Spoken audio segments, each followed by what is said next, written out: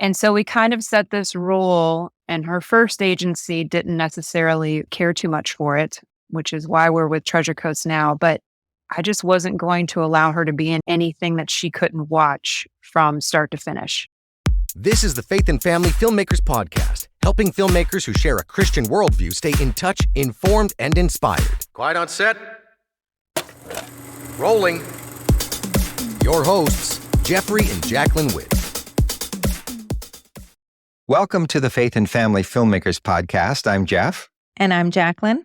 And we're happy to be with you today and to have two guests, mother and daughter, Sara and Emma Henderson. Sara is an award-winning writer and mother of child actress Emma Henderson. She's a jack of all trades with a master's in education and experience as a teacher, novel writer, and private investigator, just to name a few. She has learned lots of important things about how to maneuver and protect her daughter in Hollywood and how to keep God first in all they do. And Emma Henderson is an actress represented by Treasure Coast Talent. At just 11 years old, she's already been on Sesame Street and recently starred in her first feature film, Christmas at the Amish Bakery, on Up TV Faith and Family. Welcome to the podcast. Thank you. Yeah, thanks for having us. All right, Emma, I want to start with you. When did you start acting? Around when I was 5 years old. Okay, and what did you start doing? What was the first project that you participated in? So my mom put me in this, kind of like a group for acting. And so we did improvs, we did some games. So her first time in front of the camera was she did a short film that is still on YouTube, and it's called My Father's Day. And she got to play kind of the mean kid in class. And she had one little line, and she just fell in love with being in front of the camera at that point. And so we were off to the races. Nice. All right. So you've been in it a little while now. What is your favorite part of acting? I really like improv Okay. Tell me why. because you don't have to really memorize the lines and freak out if you're like, oh my gosh, am I going to mess up the lines? Mm-hmm. You can just express what the character really is. Okay. I guess that means that you get to really think about it and decide what the character is. Yeah. Yeah. What kind of characters do you like playing best? I mean, I did kind of like being the mean girl in that Mhm. little short film. But I kind of like just in Christmas at the Amish Bakery, it's kind of my character. So I Mhm. liked how I was the little girl and how I was curious and everything. Cool. Yeah, that sounds like a lot of fun. And how is it on set? Do you feel comfortable? Because I'll just say it is a job, right? And most kids don't work. So how do you manage that? Do you feel like you fit in, or does it feel hard sometimes? Or do you feel like you have to grow up fast? What is it for you? I loved the set on Christmas at the Amish Bakery. I felt connected with everyone. I loved the set on Christmas at the Amish Bakery. That's awesome.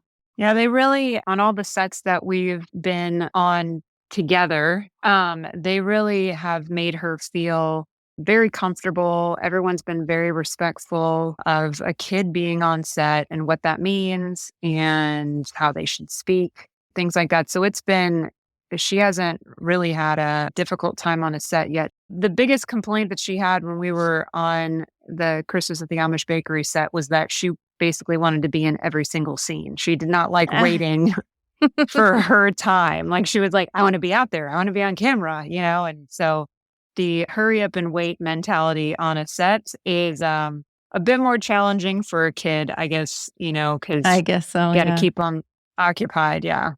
Mm-hmm. Did you start with film or did you start with theater? How did that work for you?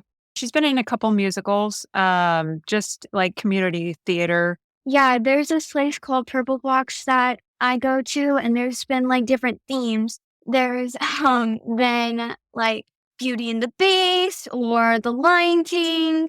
And so I really liked they give us roles and then we do dances to the songs. It's really cool. Nice. And which do you prefer? Do you like stage acting or camera? Camera. Mm-hmm. Because Why? I like being in front of the camera. Okay. All right. Last question. Have you learned anything important that you would want to pass along to other children who want to get into acting? Be yourself and like don't worry about how other people think about you around the set and just have fun. Like it's really fun and yeah. Awesome. Thank you so much for being part of our interview. I'm going to continue with your mother now. I want to get to know what it's like to be a mother and support a child on set. So thank you so much, Emma. You're welcome. All right. So, Sarah, I want to learn, how was it for you when you discovered that your daughter loved acting, or how did you even recognize that? So, it was never on the radar. Like, I mean, acting is not in my family, it's never been something that I would even consider. But we had a family friend who would do our annual family pictures. And, she started out doing that when Emma was really young. And she used to just say all the time how photogenic Emma was, oh, she loves the camera. She's so good, and she just loves filming her. And there was always something different about Emma as a little kid. Like, I'm quite an introvert. And when I'm in the grocery store, like I'm not, striking up conversations with everybody. But after I had Emma, she is that kid that like, she's going to find somebody in the grocery store that maybe needs, I don't know, like she has this intuition. She's always had this intuition where it's just like the person that you probably wouldn't make eye contact with, she's reaching out to that person, even as a little child. Interesting. And saying like, I really like your hair. She had this way, and I would just watch her interact with these people and bring such a light to that person. So that in connection with our family photographer who was like, well, I used to model for this agency in Houston. You should really see if they would be interested in Emma. And Right. so we, on a whim, like we were heading out of town, decided to like give the agency a call and said, hey, you're recommended, can we come by? And they were like, yeah, have her come by. We'll have her audition, whatever. So we just kind of swung in on our way out of town, and Emma did like a little, read this little commercial for peanut butter or something, just kind of like showed him who she was, and they signed her. And it was like this whole new world that we were like, okay, so this is what we're doing. And wow. it was pretty challenging. I mean, and scary because, you hear all these horror stories of child actors. And so it wasn't the most popular opinion in my family of a route for me to allow my child to go. Right. But there was just something every time we did something, if we did like a fashion show or something that she was in, I constantly had parents of other children coming up to me and saying, there is something about your daughter. And it wasn't like there is something about your daughter in the like, oh, she's so great. It was, I literally had a lady come up to me one time and said, there is a light to her. Interesting. And she's anointed, I mean, just, you don't hear those things. So that kind of got us on the journey. And I was very cautious about it. I had strict rules as far as, we are a Christian family with strong beliefs, and we kept getting auditions for roles that were not something I would allow Emma to even watch, nor would I want to watch. Right. And so we kind of set this rule, and her first agency didn't necessarily care too much for it, which is why we're with Treasure Coast now. But I just wasn't going to allow her to be in anything that she couldn't watch from start to finish. Right. They always want little kids to be crawling around in fake blood. Like they always want them in like horror film. Wow. And it's terrifying, children in horror films. But I mean, like I couldn't in my right mind be like, okay, Emma, you're going to crawl through this red jelly, but it's not blood. So yeah, I just would like anytime something came through that was going to have mature content, like, well, there's mature content, but it's not in her scene. Well, I'm like, how am I going to advertise that to friends and family? Be like, don't watch everything else. Right. Just watch, like from this point to this point, and that's it, Yeah. So it did cause her agency to not be too excited because they were, just Yeah, I bet. sending us stuff that I constantly had to turn down.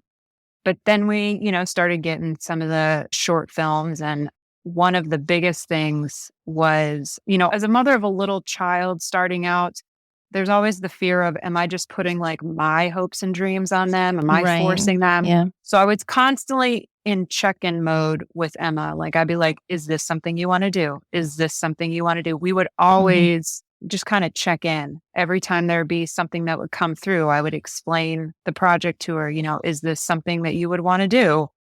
And sometimes it was little voiceover things for fun cartoon characters. And she was like, yeah, I'd love to do that. Or it would be, a short film or whatever. And if she was excited about it, then, she was going to work on it as a 6-year-old. If she wasn't excited about it, then it was going to be pulling teeth and I wasn't going to do that. That was just too much. But we were very picky with projects in the beginning and it really paid off. One of the biggest things she did that I was so proud of is in the short film that she did, My Father's Day. I mean, she says now that she could be the mean kid, but at the time she did not want to be the mean kid. And she didn't like that her character was making fun of another character. And the script said, she was supposed to say like, so-and-so is stupid. And she's like, Mom, I don't want to call somebody stupid. And I'm like, okay. I said, what would you feel comfortable? I'm like, we are playing a character. You are okay with this script. It's a faith-based, little short film. So what's a word that you feel comfortable saying? And she was like, well, I'd be okay saying weird. And I'm like, okay, we'll audition with weird. And if the director doesn't like that, then you won't get the role. And that's fine. But if they do like that, then one thing you have to prepare kids for is rejection.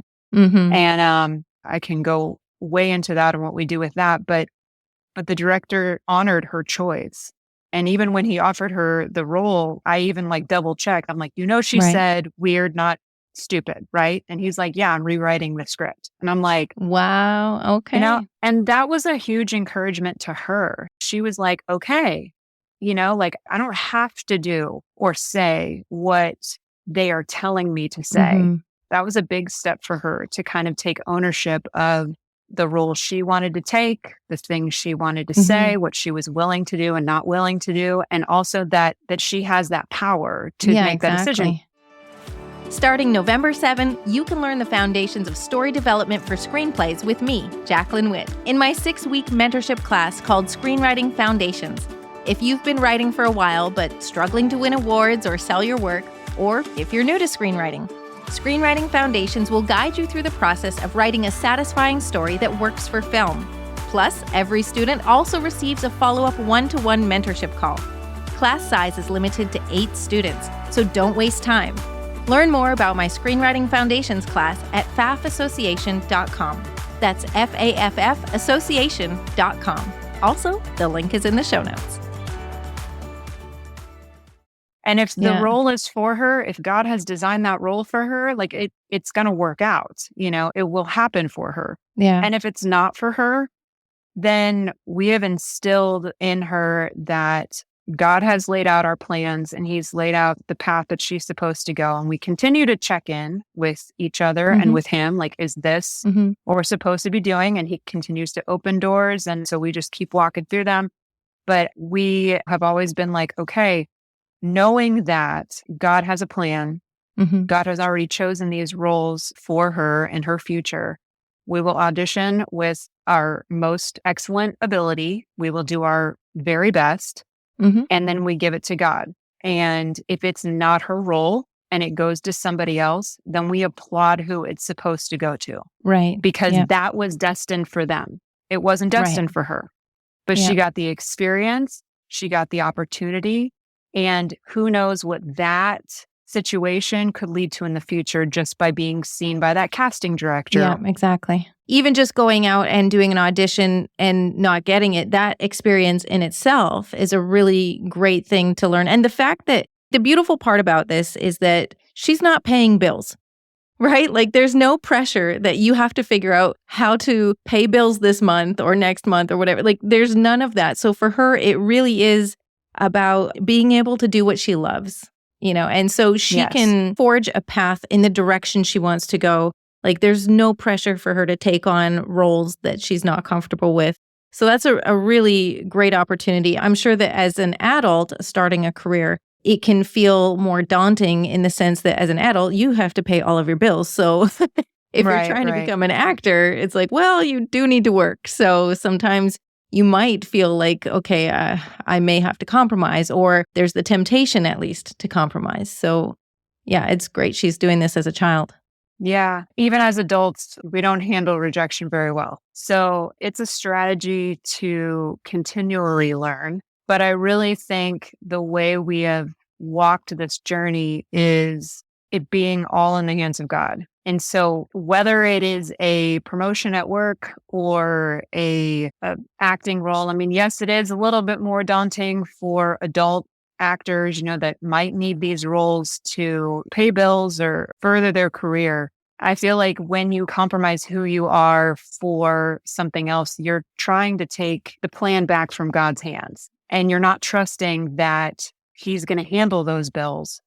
The ability to receive, it just makes things sweeter when you stay the path and are willing to be like, okay, that role wasn't for me for whatever reason, I don't know. So we've always just kind of taught Emma, like, yes, we may love some of these projects, and she has been sad to not get things before. And it's okay. We are all allowed to grieve the loss of something.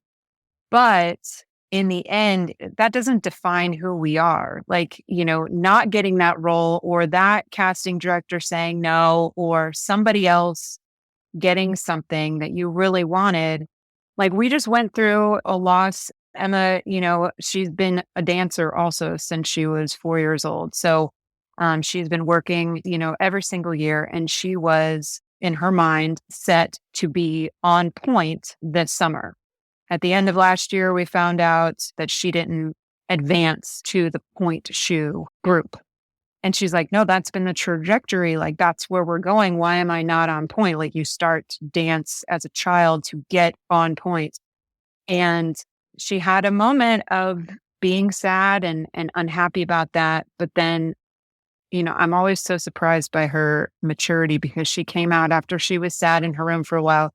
She came out and she said, maybe I didn't get on point because God has a plan for me this year that I wouldn't be able to go to dance as much as I needed to, because He's got something else ready for me. And I'm just like, how old are you? We ran into some technical difficulties during this interview and realized later that recording stopped for Jacqueline and me at this point, and we lost our side of the conversation, including a final question and our goodbyes. The good news is, we did record an awesome second episode with Sara, where she goes deeper into the challenges of managing the career of a child actor, the importance of maintaining open communication with her daughter, and the role of faith in their journey. Check back tomorrow to hear part 2. In the meantime, here's where you can follow Emma's career. Her website is emma-henderson.com, and that's got all her links. She's on Instagram that I control, and so that's I am Emma Henderson. Yeah, other than that, Up Faith and Family is where her movie is. Thank you, Sara and Emma, for sharing with us today. We'll look forward to hearing more from Sara in the next episode. Thanks for listening to the Faith and Family Filmmakers podcast.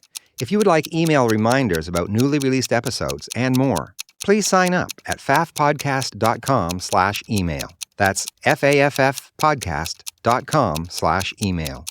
Bringing filmmakers together for faith and family. That's a wrap.